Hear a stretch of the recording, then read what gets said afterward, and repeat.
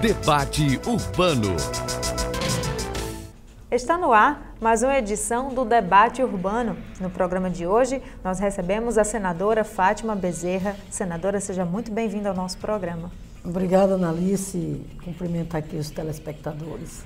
Senadora, eu gostaria de iniciar a nossa conversa falando sobre a reforma trabalhista, que entrou em vigor no último dia 11, alterando mais de 100 artigos da consolidação das leis trabalhistas. E o governo apresentou uma MP, uma medida provisória 808 de 2017. Eu gostaria que a senhora nos destacasse quais os principais pontos dessa medida provisória. Analice, olha, essa medida provisória 808, que trata de regulamentar a Lei 13.467, a lei da famigerada reforma trabalhista, ela pode ser considerada aquilo que a gente diz no popular, que a emenda ficou pior do que o soneto. Por quê? Porque em nada a medida provisória altera a essência da reforma trabalhista, que foi aprovada pelo Congresso Nacional, o texto original, inclusive, que veio da Câmara dos Deputados, relatado pelo deputado do PSDB, o senhor Rogério Marinho, e que se constitui no maior ataque à história de direitos dos trabalhadores e trabalhadoras desde a promulgação da CLT em 1943. Ou seja, a MP, ela consegue, inclusive, ainda piorar o que já era ruim. E eu vou citar aqui alguns exemplos. Por exemplo, a questão da jornada de trabalho de 12 por 36 horas, que agora passa a ser adotada. Com a MP, simplesmente não será mais necessário a autorização prévia do Ministério do Trabalho, no que diz respeito a garantir as condições adequadas, no que diz respeito à saúde, higiene e segurança do trabalho. Nos chamados locais insalubres, então não será necessário, repito, mais o posicionamento, autorização prévia do Ministério do Trabalho. Outro exemplo, a questão da mulher grávida trabalhar em locais insalubres. Isso foi um tema muito polêmico, Pois bem, o que a MP agora faz? Continua permitindo que a mulher grávida trabalhe em locais insalubres, nas atividades consideradas de risco médio e mínimo, o que nós consideramos um grande retrocesso, porque isso é extremamente prejudicial, é desumano, que é prejudicial para a vida da mulher e do bebê. Pois bem, a MP vai continuar permitindo que a mulher, repito, grávida, continue trabalhando em locais insalubres, em grau médio ou mínimo, desde que ela tenha um atestado médico autorizado por um médico da família ou da empresa. Segundo, a MP proíbe que ela trabalhe em locais insalubres, considerado de risco máximo. Porém, outra perversidade, não vai garantir à mulher o adicional de insalubridade a que ela tem direito, Um outro retrocesso violento com a MP, no que diz respeito à questão dos efeitos da Lei 13.467 da reforma trabalhista. Antes, os efeitos desta lei só seriam aplicados aos novos contratos. E agora, através da MP, simplesmente, os efeitos desta lei podem ser aplicados aos contratos vigentes, inclusive os contratos anteriores a essa lei. Você veja a questão do trabalho intermitente, que é aquilo que os especialistas em direito do trabalho estão chamando da volta à escravidão. Porque o trabalho intermitente, o que é? Legalizado agora através da reforma trabalhista e da MP. Significa o seguinte: o empresário vai contratar o trabalhador por hora, Esse trabalhador, coitado, ele é convocado, ele não sabe quantas horas ele vai trabalhar por mês, muito menos, né, quanto é que ele vai ganhar, inclusive, no final do mês. Essa reforma trabalhista vendida pelo governo, esse governo ilegítimo, que só vive de fazer propaganda mentirosa, porque é uma propaganda extremamente mentirosa, essa do governo e seus aliados dizerem que era necessária uma reforma trabalhista para modernizar as relações de trabalho no Brasil, para proteger os direitos dos trabalhadores. É exatamente o contrário que vai acontecer e que está acontecendo com essa reforma trabalhista. Ela não veio para modernizar a legislação, ela veio na medida para aumentar os lucros dos grandes empresários e pela via de redução de direitos. E isso está delineado quando eles agora passam a adotar o negociado sobre o legislado, ou seja, o negociado vai valer mais do que a lei, quando eles legalizam o trabalho intermitente, que é a volta à escravidão, quando eles enfraquecem o papel do sindicato e quando ele também enfraquece, né, e restringe o direito dos trabalhadores à chamada justiça do trabalho. Senadora Fátima, a Petrobras anunciou a mudança do status da refinaria Clara Camarão e isso gerou muito debate, discussão e preocupação por parte de especialistas e autoridades. Inclusive, a senhora promoveu um debate na Comissão de Desenvolvimento Regional e Turismo, da qual a senhora é presidente no Senado. Em que ponto está essa discussão? Bem, Analice, quando a gente fala da Petrobras, nós não estamos falando de uma empresa qualquer, seja para o país, para o Nordeste, especialmente aqui para o Rio Grande do Norte.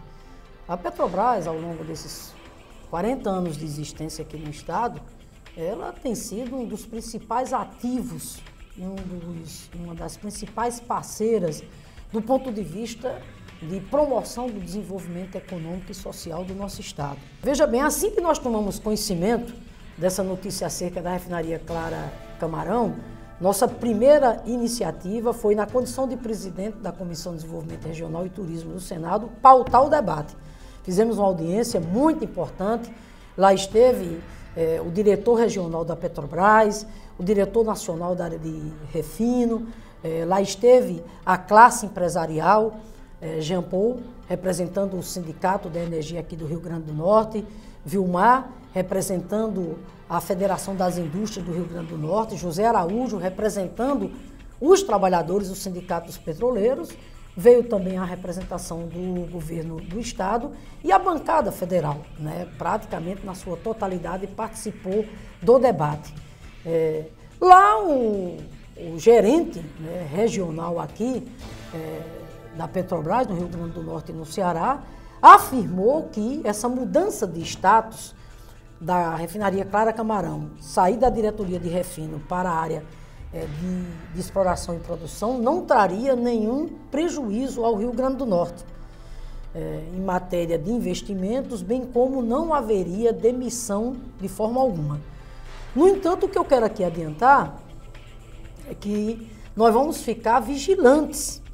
E agora vem, repito, essa decisão, né, de alterar o status da refinaria Clara Camarão, tudo isso sem nenhuma discussão com a sociedade norte-riograndense, com o governo do Estado, com a classe empresarial, com a representação dos trabalhadores. Isso é um absurdo. Não é recomendável, não é aceitável que decisões como essa sejam tomadas sem nenhum debate com a sociedade, com os mais variados segmentos da nossa sociedade.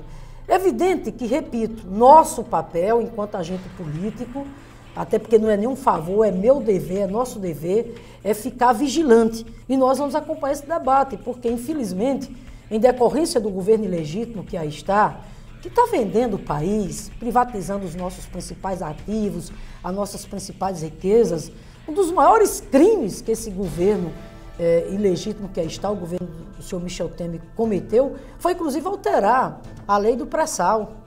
Alterou a política de conteúdo nacional. E o que é que nós estamos assistindo agora? Eles estão entregando o pré-sal. Para você ter uma ideia, Analice, recentemente o Congresso Nacional aprovou uma medida provisória isentando essas empresas petrolíferas de pagar impostos ao Estado brasileiro. No prazo de 20 anos, o Brasil vai abrir mão, por essa medida provisória, de cerca de R$1 trilhão. Enquanto isso, veja bem, aí de repente a Petrobras diz que não tem dinheiro para explorar os chamados campos maduros no Rio Grande do Norte. Então quero dizer que nós estaremos muito atentos a tudo isso, junto com o Sindicato dos Petroleiros, chamando também o setor produtivo, a classe empresarial, porque, repito, né, a Petrobras não é uma empresa qualquer. E a Petrobras, evidentemente, que ela não pode atuar numa visão puramente mercadológica. Ela não pode perder de vista de maneira nenhuma o seu caráter da questão de responsabilidade social. Senadora, para além da Petrobras, o governo anunciou a privatização do sistema elétrico, não é isso?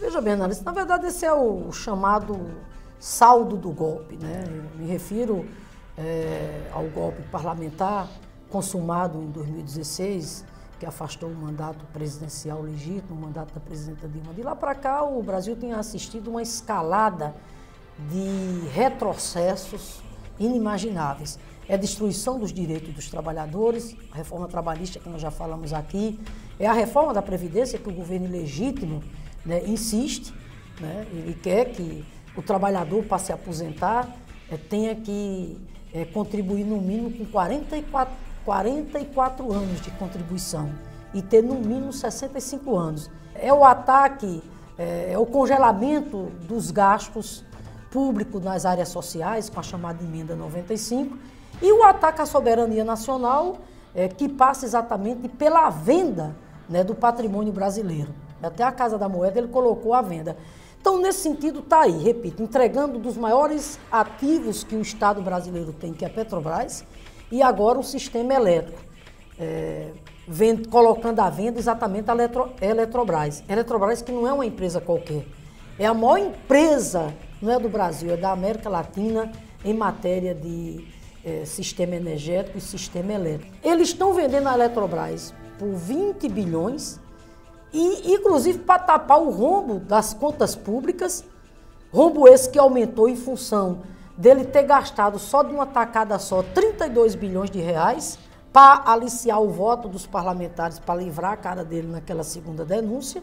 Então agora, para tapar o rombo dessas contas públicas, repito, ele vende a Eletrobras por 20 bilhões. Segundo os especialistas, Analice, sabe quanto é que vale a Eletrobras hoje?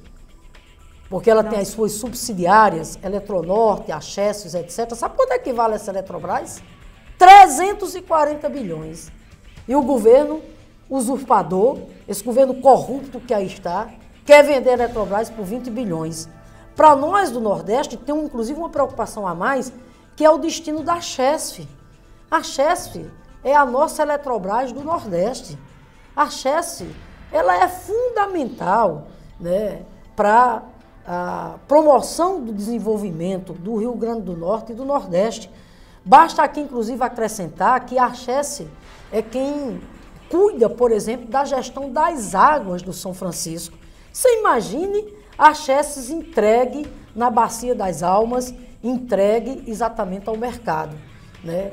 O que poderá ter de consequências, inclusive, para o projeto em curso, prestes a ser concluído, que é a integração das bacias lá do Rio São Francisco, que vai trazer segurança hídrica ao Nordeste brasileiro.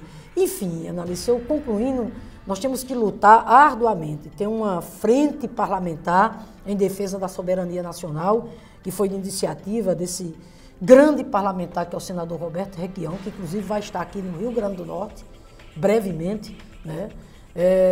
Tem a frente parlamentar em defesa da soberania nacional também em cada região pelo país afora. Aqui mesmo no Nordeste nós estamos com a Frente Parlamentar em Defesa da Chess, houve inclusive uma audiência pública na Assembleia Legislativa por iniciativa do deputado Fernando Mineiro. Nós também temos feito esse debate na Comissão de Desenvolvimento Regional, que presido no Senado Federal. E mais uma vez aqui é dizer o quanto nós precisamos estar junto com a sociedade, né? Não é só com os trabalhadores dessas estatais, mas com a sociedade, porque isso diz respeito à vida, está entendendo, do Nordeste. Por exemplo, né, privatizar uma empresa como a Chess. Então é muito importante, é imperativo que nós continuemos mobilizados, aquilo que a gente sempre diz, nas ruas, no parlamento e etc., para tentar barrar esses retrocessos. Senadora, vamos continuar falando do trabalho que a senhora desenvolve na Comissão de Desenvolvimento Regional e Turismo, desta vez sobre recursos hídricos, já que a senhora tocou no assunto. Quais os esforços estão sendo feitos, a senhora frente à comissão, sobre a conclusão das obras de Oiticica, da transposição de São Francisco? Veja, assim que assumi a Comissão de Desenvolvimento Regional, nesse ano de 2017, nós pautamos como prioridade essa questão da gestão das águas e a segurança hídrica, especialmente no Nordeste e no Norte. No Nordeste pela escassez, né? E o Norte pela abundância, porém com um problema que é a distribuição dessas águas. Tanto é que fizemos a Caravana das Águas, temos realizado uma série de audiências públicas, depois de muita mobilização, envolvendo inclusive toda a classe política, a bancada federal, as assembleias legislativas. A Assembleia Legislativa aqui do nosso estado e da Paraíba tem estado muito presente, Comitê de Bacias, né, do Rio São Francisco, bem como aqui do Rio Piranhas, Açu, o governo federal, etc., através do Ministério da Integração Nacional, a ANA. Enfim, nós temos feito esse debate sob a coordenação da Comissão de Desenvolvimento Regional e Turismo. Hoje, em que pé se encontra? Primeiro, o calendário previsto de entrega das águas do São Francisco, com a conclusão do eixo 1 do eixo norte, é janeiro agora de 2018. Chega ao Ceará e no prazo de 90 a 120 dias chega ao Rio Grande do Norte e a Paraíba. Demos um passo muito importante, e aqui eu quero destacar o papel importante, mobilizador, que o Fórum Oeste Potiguar tem realizado no que diz respeito a viabilizar o canal Apodi-Mossoró, que foi nós termos conseguido que hoje o projeto executivo do ramal Apodi-Mossoró esteja pronto. É essencial. Como sobreviver sem a questão da água? Levando-se em consideração, inclusive, o quadro grave pelo qual passa o Rio Grande do Norte. 6 anos seguidos de seca. Os principais reservatórios nossos secos. A barragem Armando Ribeiro Gonçalves, que é o nosso principal reservatório, é o nosso pulmão em matéria de segurança hídrica, está prestes a entrar em volume morto, agora em dezembro. Por isso que a comissão, né, tem dado essa prioridade à questão da gestão das águas e à segurança hídrica, conclamando a sociedade, está entendendo, para cobrar do governo federal, dos agentes públicos, né, a devida prioridade para que o projeto do São Francisco, iniciado graças à ousadia do presidente Lula e à determinação da presidenta Dilma, que ambos deixaram com quase 95% concluído, né, seja finalmente concluído e entregue à população. E o nosso programa vai ficando por aqui. Eu agradeço mais uma vez a presença da senadora Fátima Bezerra aqui no nosso programa. Obrigada, senadora. Analice, eu que agradeço a você a oportunidade de estar aqui mais uma vez, prestando contas, né, do meu trabalho ao povo do Rio Grande do Norte. E o debate urbano de hoje vai ficando por aqui. Obrigada pela sua companhia. Até a próxima semana. Debate Urbano. Oferecimento Neutron Segurança.